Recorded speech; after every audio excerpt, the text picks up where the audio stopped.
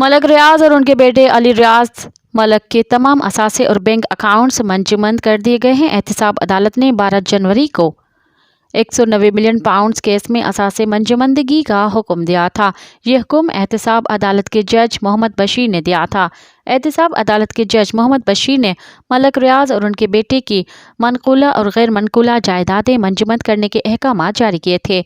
इस हुक्मनामे में साबिक वज़ीर आज़म के मुआविनीन जुल्फ़ी बुखारी और शहजाद अकबर फ़रद शहजादे उर्फ फरह खान गोगी और एक वकील ज़ियाउल मुस्तफ़ा नसीम की जायदादें भी मंजमद करने का भी हुक्म दिया था।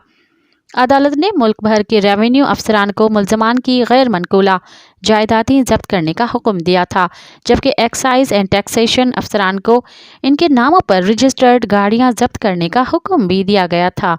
अदालत ने कमर्शियल बैंकों को हिदायत की थी कि वो उनके खातों को मंजमद करें और लेन देन या सरमाया निकालने की इजाज़त ना दें। मज़ीद ख़बरन ऐं तफ़सीलात लाइ विज़िट कयो असांजी वेबसाइट www.awamiNewsHD.com ऐं ॾिसंदा रहो अवामी न्यूज़ HD।